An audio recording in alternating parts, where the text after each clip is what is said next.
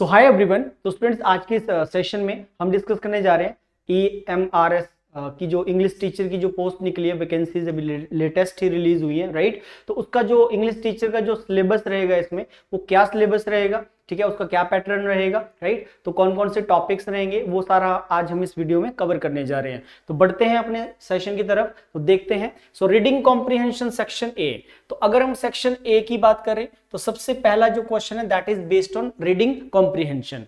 तो यहां पे बोला गया है कि ability to comprehend, analyse and interpret an unseen text, 3 or 4 unseen texts or varying lengths 150 to 250 words with a variety of objective type multiple choice questions including questions to test vocabulary, testing factual and global comprehension। तो मतलब यहाँ पे आपका जो है students का जो knowledge है वो चेक किया जाएगा। बेसिकली आपकी कॉम्प्रिहेंडिंग एबिलिटी को चेक करेगा एग्जामिनर, और जो डिफरेंट लेंथ्स के आपको 3 to 4 पैराग्राफ्स मिलेंगे। तो हो सकता है कि 150 to 200 वर्ड्स का पैसेज आ जाए। वो जो लेंथ है वो वेरी कर सकती है, मतलब 150 वर्ड का भी आ सकता है पैसेज, 200 वर्ड्स का भी आ सकता है, अप टू 250 वर्ड्स तक कोई भी पैसेज पूछा जा सकता है, और 3 से 4 पैराग्राफ्स इसके अंदर आपको आएंगे, राइट। और इसी पैसेज के अंदर आपकी वोकैबुलरी को भी टेस्ट करेगा। यहां पे लिखा हुआ लास्ट में including questions to test vocabulary, means passage के अंदर ही आपको वर्ड्स बोल्ड करके दे देगा, और अकॉर्डिंगली वहां पे पूछ सकता है कि उसको सिमिलर बताओ, या उस बोल्ड वर्ड का ऑपोजिट देना पड़ेगा आपको कि उस लाइन के अंदर वो वर्ड आपको क्या मतलब दे रहा है, राइट। अब इसका क्या मतलब डिफिकल्टी लेवल रहेगा, ठीक है, वो फर्दर वीडियोस में हम डिस्कस करेंगे जब हम इसके ऊपर प्रॉपर क्लासेस होंगी, राइट। तो ये आपका पहला सेक्शन है जिसमें आरसी आपसे पूछा जाएगा। शॉर्ट में इसको आरसी बोलते हैं। कॉम्प्रिहेंशन का मतलब ही कॉम्प्रिहेंड होता है।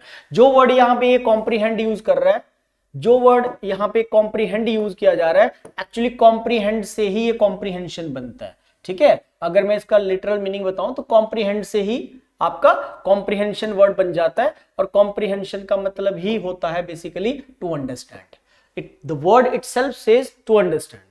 तो यहां पे आपकी जो है रीडिंग स्किल्स अच्छी होने चाहिए, तब जाके आगे इसको आप टैकल कर पाओगे। तो उसकी क्या कैसे इस क्वेश्चन को करते हैं, ठीक है, क्या क्या इसमें फॉर्मूलाज लगेंगे, वो फर्दर क्लासेस में हम पढ़ेंगे। सेक्शन बी की तरफ मूव करते हैं। अब यहाँ पे EMRS में जो है क्या है, राइटिंग एबिलिटी भी इसमें एक सेक्शन आपको गिवन है। राइटिंग एबिलिटी है यहाँ पे सेक्शन बी में आपकी राइटिंग स्किल्स, कंपोजिशन इंग्लिश जिसको बोलते हैं, right. So writing is an art basically. आज की डेट में बच्चों को बहुत प्रॉब्लम आती है इस सेक्शन में, राइट, कि बच्चों को लेटर नहीं लिखा जाता, लेटर राइटिंग लिखने में बड़ी प्रॉब्लम आती है, और जो है बेसिकली रिपोर्ट राइटिंग का क्या फॉर्मेट है, ऐसे राइटिंग कैसे की जाती है। तो एक कला है ये, ठीक है। इट्स ऑल अबाउट योर आपका पर्सपेक्टिव चलेगा कि आपका क्या थॉट प्रोसेस है, ठीक है, उस चीज के ऊपर आप क्या सोचते हो। Testing ability to express facts, views, opinions in a coherent and logical manner in a style suitable to the task set. तो सेक्शन बी राइटिंग एबिलिटी में आपको क्या आएगा, B1 बोल रहा है। फर्स्ट क्वेश्चन आएगा one short writing task such as notice आएगा, ठीक है, मैसेज आएगा, और अ पोस्ट कार्ड। सेकेंड 2 बोल रहा है writing a report of an event, process और प्लेस, ठीक है। आपको एक रिपोर्ट राइट करनी पड़ेगी किसी घटना के ऊपर, किसी प्रोसेस के ऊपर, किसी प्लेस के ऊपर। तो इसका पूरा प्रॉपर आपको बताया जाएगा कि रिपोर्ट राइटिंग में क्या फॉर्मेट अप्लाई होता है, कैसे रिपोर्ट राइटिंग को आप लिखना है, ठीक है, वो सारा हमने अगली क्लासेस में पढ़ना है, ठीक है। तो ये हम सिलेबस को आज डिस्कस कर रहे हैं। तो बी पार्ट राइटिंग सेक्शन में, और B3 में आएगा writing an article, debate, speech based on visual verbal input on a given concurrent topic, for example environment, education, child labor, gender bias, drug abuse, etc. Presenting own views fluently. So you have to present your views fluently over here. So views तभी आप fluently अपने यहाँ पे दे पाओगे जब आपके पास thoughts है ना। जब आपके पास थॉट्स होंगी तभी तो लिख पाओगे, जब आपको बैकग्राउंड नॉलेज होगा, और फिर आप एक प्रॉपर फॉर्मेट को अप्लाई करोगे कि कैसे आपको आर्टिकल को लिखना है, तो वो यहाँ पे आपको अप्लाई होगी जो आपको नॉलेज होगा। उसके बाद फिर राइटिंग अ लेटर, फॉर्मल और इनफॉर्मल दोनों ही लेटर लिखने पड़ेंगे आपको। फॉर्मल आ सकता है, इनफॉर्मल आ सकता है, on the basis of verbal visual input. Letter types include letter to the editor, letter of complaint, letter of request, descriptive personal letters, right. तो ये सारा आपसे पूछा जाएगा, ठीक है। तो आपको फॉर्मल लेटर भी लिखना है। फॉर्मल लेटर्स को लिखने के कितने स्टेप्स होते हैं, कितने उसमें पॉइंट्स बनेंगे, सबसे पहले क्या लिखा जाता है, आफ्टर दैट क्या आता है, फिर सैल्यूटेशन कहाँ पे आता है, बॉडी ऑफ द लेटर कहाँ पे आता है, तो वो सारा जो है हम फर्दर क्लासेस में हम आपके साथ शेयर करेंगे, ठीक है। तो लेटर राइटिंग में फॉर्मल, इनफॉर्मल, विजुअल और वर्बल इनपुट के साथ आपको लिखना पड़ेगा। लेटर टाइप्स इसने बता रखा है। कंप्लेंट लेटर आ सकते हैं, एडिटर को लेटर लिखना है, रिक्वेस्ट लेटर्स लिख सकते हो आप, डिस्क्रिप्टिव पर्सनल लेटर्स आपको पता है जो हम अपने नियर एंड डियर वंस को लिखते हैं, वो बेसिकली क्या होते हैं, हमारे पर्सनल लेटर्स होते हैं। तो उसके बाद सेक्शन सी की तरफ मूव करते हैं। अब सेक्शन सी है आपका टिपिकली ग्रामर और उसके यूसेज पे, राइट। ग्रामर एंड यूसेज में बोल रहा है ability to apply the knowledge of syntax, right. Syntax, language, grammatically items and to use them accurately in context. तो संदर्भ के हिसाब से, कॉन्टेक्स्ट मतलब संदर्भ के हिसाब से जो लैंग्वेज आइटम्स हैं, जो भी पार्ट ऑफ स्पीच है हमारी पूरी, ठीक है, तो उसको बेसिकली आपको कॉन्टेक्स्ट के आधार पे यूज करना होगा। ये इसमें आपका नॉलेज चेक करेगा। So the following grammatical structures will be tested. ये सारे जो चैप्टर्स नीचे अभी हम इसको डिस्कस करेंगे, ये सारे चैप्टर्स का आपका टेस्ट होगा बेसिकली, ठीक है। क्वेश्चंस बेस्ड हो सकते हैं। पहला जो चैप्टर लिखा है टेंसेस के ऊपर, आपको सवाल दे सकता है पेपर में, ठीक है। टेंसेस के ऊपर ब्लैंक्स का क्वेश्चन आ सकता है, इसके ऊपर एरर का सवाल बन सकता है, इसके ऊपर सेंटेंस इंप्रूवमेंट का क्वेश्चन बना सकता है। तो ये आपको पहला टॉपिक इसने मेंशन करा है टेंसेस का। उसके बाद सेकंड टॉपिक आ गया फिर हमारा मॉडल्स आपने पढ़े होंगे, ठीक है। विल, वुड, शैल, शुड, काफी कंफ्यूजिंग होते हैं मॉडल्स, क्योंकि मॉडल्स के मल्टीपल यूजेस होते हैं स्टूडेंट्स। तो मॉडल्स, विल कहाँ पे, आपको यहाँ पे राइट नॉलेज होना चाहिए कि विल का यूज कैसे कैसे होता है। How do we use can, modal could, then may, then might, है ना। परमिशन के लिए हम मे भी यूज कर लेते हैं, हम माइट भी यूज कर लेते हैं, हम कुड भी यूज कर लेते हैं, कैन भी यूज कर लेते हैं। बट कौन सी परमिशन के लिए कैन यूज किया जाता है, कौन सी सिचुएशन में मे यूज किया जाता है, वो आपको टिपिकली मॉडल का नॉलेज होगा तो आप इजीली कर लोगे, राइट। तो मॉडल्स के ऊपर ब्लैंक्स के क्वेश्चंस बन सकते हैं। देखो कोई भी जो ये ग्रामर के चैप्टर इन्होंने सिलेबस में मेंशन करे हैं, क्वेश्चन 3 ही बनेंगे। या तो आपको कोई फिलअप्स का क्वेश्चन आएगा, ब्लैंक्स का क्वेश्चन बनाएगा एग्जामिनर, या तो सेकंड आपको एरर स्पॉटिंग का क्वेश्चन बनाएगा, या तो क्वेश्चन बेस्ड होगा एरर स्पॉटिंग के ऊपर, या तो फिर थर्ड क्वेश्चन बनता है ग्रामर के ऊपर सेंटेंस इंप्रूवमेंट का। मतलब ये 3 टाइप के क्वेश्चंस बनेंगे हमारे। अब वो पेपर सेटर की मर्जी है कि वो कैसे उसको डालना चाह रहा है, ठीक है। कि वो सेंटेंस इंप्रूवमेंट का क्वेश्चन देगा आपको एग्जाम में, एरर स्पॉटिंग का बना के देगा टेंस के ऊपर, मॉडल के ऊपर, या वो कोई फिलअप्स आपसे पूछेगा, कोई स्टेटमेंट दे देगा, ऑप्शन में कैन भी दे देगा, कुड भी दे देगा, मे भी दे देगा, माइट भी दे देगा। तो अकॉर्डिंगली आपको कॉन्टेक्स्ट के हिसाब से वहां पे मॉडल को पुट करना पड़ेगा। तो 3 तरह के सवाल बनते चलेंगे। उसके बाद नेक्स्ट वॉइस, ठीक है। वॉइस एक टॉपिक है।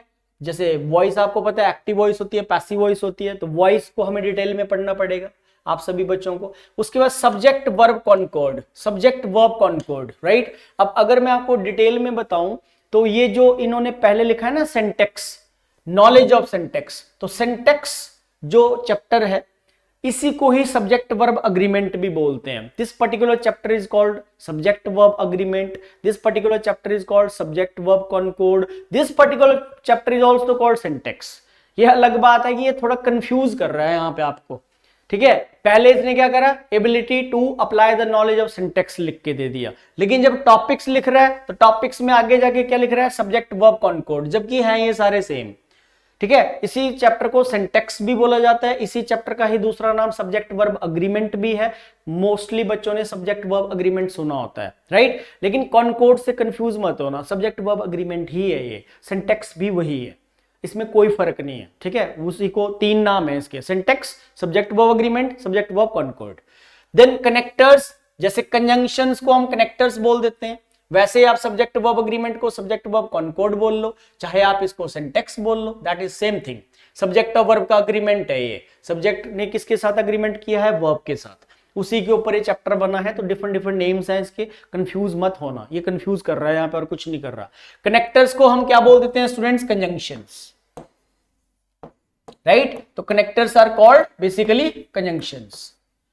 Then clauses, very important. Clauses कितने होते हैं ग्रामर में, क्लॉज होती क्या है, किसका कॉम्बिनेशन को क्लॉज बोलते हैं, हाउ मेनी फर्दर, कितनी क्लॉजेज होती हैं, कितनी तरह की इसके अंदर कंडीशंस बनती हैं, प्रोबेबल कंडीशंस है, इम्प्रोबेबल कंडीशंस है, क्लोज्ड कंडीशन है, ठीक है, बहुत सारी इमेजिनेशंस होती है, बहुत तरह की कल्पनाएं हम करते हैं, ठीक है, अपनी लाइफ में, वो सारे इसके अंदर पढ़ेंगे आप, पढ़ना पड़ेगा आपको, राइट। क्योंकि इसका जो लेवल है ये ग्रेजुएशन लेवल का एग्जाम हो गए, तो ग्रेजुएशन लेवल का एग्जाम है, तो मतलब हम ये बोल सकते हैं कि इसका लेवल अच्छा लेवल रहेगा। क्योंकि जो पेपर +2 लेवल के होते हैं ना, वो सिंपल सी बात है कि +2 लेवल पे थोड़ा लेवल आपका डाउन रहेगा पेपर का। लेकिन अगर कोई पेपर ग्रेजुएशन लेवल पे हो रहा है, आप ग्रेजुएशन लेवल पे कोई एग्जाम कोई ऑर्गेनाइजेशन ले रही है, तो ऑब्वियसली उसका लेवल कहीं ना कहीं थोड़ा अच्छे लेवल का हम मान सकते हैं कि वो थोड़ा टफ लेवल का पेपर आ सकता है। उसके बाद पूरी पार्ट ऑफ स्पीच। अब पार्ट ऑफ स्पीच के ही तो ये चैप्टर है देखा जाए तो। अब पार्ट ऑफ स्पीच में नाउन आता है, प्रोनाउन आता है। अब पार्ट्स ऑफ स्पीच का मतलब क्या है, यहाँ पे क्या बोलना चाह रहा है? हो सकता है कि यहाँ पे वो पार्ट ऑफ स्पीच की आइडेंटिफिकेशन पे क्वेश्चन दे। स्टेटमेंट में कोई सेंटेंस होगा और वहां पे एक बोल्ड कर देगा वर्ड और पूछेगा नीचे कि ये नाउन है, एडजेक्टिव है, वर्ब है, एडवर्ब है, कंजंक्शन है, ये वर्ड क्या रोल प्ले कर रहा है। तो पार्ट ऑफ स्पीच में ही ये सारे चैप्टर आते हैं जो हमने पीछे पढ़े, नाउन, प्रोनाउन, एडजेक्टिव, वर्ब। लेकिन पार्ट ऑफ स्पीच में तो सारी पार्ट ऑफ स्पीच तो बहुत बड़ी है, मतलब 8 पार्ट आते हैं इसमें total. There are total 8 parts of speech. इसके टोटल 8 पार्ट्स हैं, लेकिन आपको यहाँ पे 8 पार्ट ऑफ स्पीच की मतलब आइडेंटिफिकेशन पे क्वेश्चन बन सकता है। Then punctuations. पंक्चुएशन भी इंपॉर्टेंट चैप्टर है। पंक्चुएशन में मतलब कॉमा कहाँ पे लगता है, फुल स्टॉप कहाँ पे आएगा, साइन ऑफ इंटरोगेशन कहाँ पे लगाना है। गलत जगह पे अगर आप पंक्चुएशन का यूज करोगे तो फिर वो सेंटेंस मतलब आपका बिल्कुल मीनिंगलेस हो जाता है। तो right use of comma, full stop, ये सारा आपको नॉलेज यहाँ पे होना चाहिए। लास्ट जो क्वेश्चन है that is 9th question, that is sequencing to form a coherent sentence और अ पैराग्राफ। ठीक है, थोड़ा अलग वे में इसने लिखा है, लेकिन ये क्वेश्चन है आपका रीअरेंजमेंट। जो आपके जंबल क्वेश्चन आते हैं PQRS करके, भाई एक स्टेटमेंट होगी उसको आगे पीछे लिख देगा और 4 ऑप्शन दे देगा नीचे भी कौन सा सीक्वेंस करेक्ट होगा। So sequencing to form a coherent sentence और अ पैराग्राफ। एक पैसेज को भी दे सकता है, एक वाक्य को भी दे सकता है। S1 दे देगा, S6 दे देगा और 4 सेंटेंस नीचे आपको अरेंज करने होंगे, ये आगे पीछे होंगे। पहला ओपनिंग और एंडिंग गिवन होगी, बीच के 4 वाले अरेंज करने होंगे। एक पैसेज को भी अरेंज करने को पूछ सकता है, एक सेंटेंस को भी दे सकता है इस सीक्वेंस में, राइट। तो ये रीअरेंजमेंट का क्वेश्चन है स्टूडेंट्स। उसके बाद अगर हम आगे चलें तो इसके अंदर फिर लिटरेचर भी आएगा, ठीक है, इसके अंदर फिर आपका लिटरेचर भी आएगा। To test the candidates familiarity with the works of writers of different genres and periods of English literature। तो साहित्य भी इसमें पूछा जाएगा, ठीक है। तो आपका जो है लिटरेचर में क्या डिफरेंट जो जॉनर्स रहे, पीरियड्स रहे, बहुत सारी अंग्रेजी इंग्लिश लिटरेचर में, अंग्रेजी साहित्य में बहुत सारे पीरियड्स रहे। रोमांटिक ईरा रही है, विक्टोरियन पीरियड रहा है, ठीक है, मॉडर्न ईरा रहा है, ठीक है। तो उसके बाद आपका रेनेसेंस पीरियड था। There are so many periods in literature. तो उसमें कौन कौन से पीरियड्स वो आपसे पूछेगा पेपर में, वो हम देख लेते हैं, ठीक है। सबसे पहला बोला the candidate should have a thorough knowledge of.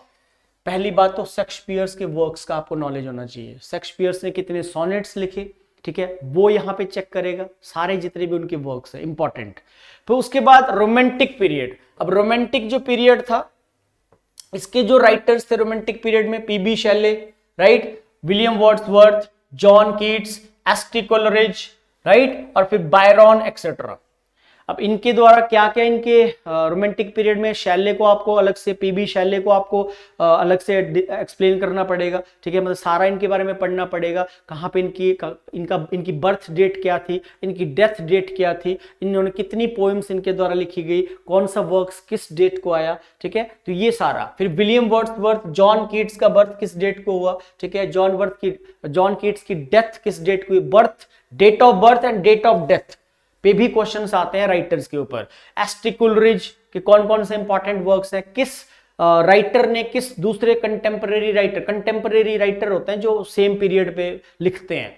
जैसे कुछ जॉन कीट्स ने लिखा तो जॉन कीट्स के वर्क्स को कोई दूसरा राइटर उसमें क्रिटिसाइज करेगा, किसमें ये कमियां थी या खूबियां थी, ठीक है। या फिर टॉम के ऊपर जॉन कीट्स की जो ग्रेवयार्ड है उसके ऊपर एपिथाफ किस राइटर ने लिखा है, मतलब क्या वर्ड्स लिखे गए हैं, है ना। तो मतलब इस तरह के क्वेश्चंस पूछता है। Date of birth, date of death पूछेगा, इनकी इंपॉर्टेंट पोएम्स कौन सी थी, ठीक है, एस टी कुलरेज के इंपॉर्टेंट वर्क्स कौन से थे, कौन से वर्क्स जो ज्यादा पॉपुलर वर्क्स हैं, ठीक है, उससे रिलेटेड आपको लिटरेचर में इन राइटर के ऊपर सारा इनका डिटेल में आपको पढ़ना पड़ेगा। पीबी शैली के सारा, William Wordsworth, John Keats, S T Coleridge, Byron, इनके जितने भी वर्क्स रहे हैं, जितनी भी अचीवमेंट्स रही हैं, जो भी इनका पीक पॉइंट था, जो भी इनका लो पॉइंट था, ठीक है, वो सारा आपको इसमें पढ़ना पड़ेगा। लिटरेचर बहुत डीप होता है, नो डाउट, राइट। आगे चलते हैं, 19th and 20th century American English literature.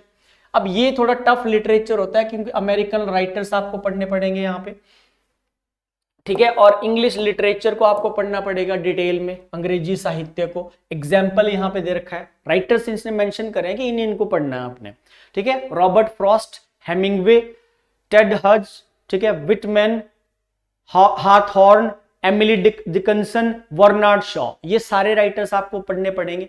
उसके बाद modern Indian writing in English, मतलब भारत का जो साहित्य था उसमें कौन कौन से राइटर्स लिखे हैं इन्होंने, अनीता देसाई, विक्रम सेठ, निसिम एजिगल, के N Daruwalla, Ruskin bond, are के नारायण, मुल्कराज आनंद, खुशवंत सिंह एक्सेट्रा, ठीक है, ये सारे इंडियन राइटर्स आपको पढ़ने पड़ेंगे। मुल्कराज आनंद, ठीक है, उसके बाद खुशवंत सिंह, ठीक है, तो खुशवंत सिंह एक ऐसे राइटर हैं जिनका पाकिस्तान से काफी वो रहा है, ठीक है। आर के नारायण को आपको पढ़ना पड़ेगा, ठीक है। वैसे अगर आप देखो तो ग्रेजुएशन में भी आर के नारायण के आपने पढ़े होंगे इनके वर्क्स। मॉडर्न राइटिंग्स में अगर हम बात करें तो मॉडर्न राइटिंग्स में आपको इन इंग्लिश की बात करें तो from different parts of the world, ये सारा आपको रीड करना पड़ेगा। तो ये सारे राइटर आपको रीड करने पड़ेंगे। तो इसमें लिटरेचर भी है, आपका राइटिंग पार्ट भी है, कंपोजिशन का नॉलेज भी चेक करेगा, प्लस आपका ग्रामर भी है। 3 सेक्शंस है यहाँ पे, आपका ग्रामर है, सेकंड पार्ट आपका राइटिंग स्किल्स है, कंपोजिशन इंग्लिश है जिसमें लेटर आना है, ठीक है, आपका बेसिकली आर्टिकल राइटिंग आएगी और उसमें नोट, मैसेज और वो रिपोर्ट राइटिंग पूछी जाएगी, वो सारा मैंने आपको बता दिया। और तीसरा सेक्शन आपका लिटरेचर है। लिटरेचर में आपको you have to read all these writers basically, right. तो this is all about syllabus, ठीक है। तो ये हमारा जो है EMRS का जो अभी वैकेंसीज रिलीज हुई, इसका जो है इंग्लिश टीचर का ये सिलेबस था, ठीक है जी। सो आज के सेशन में इतना ही, thank you very much, take care, see you.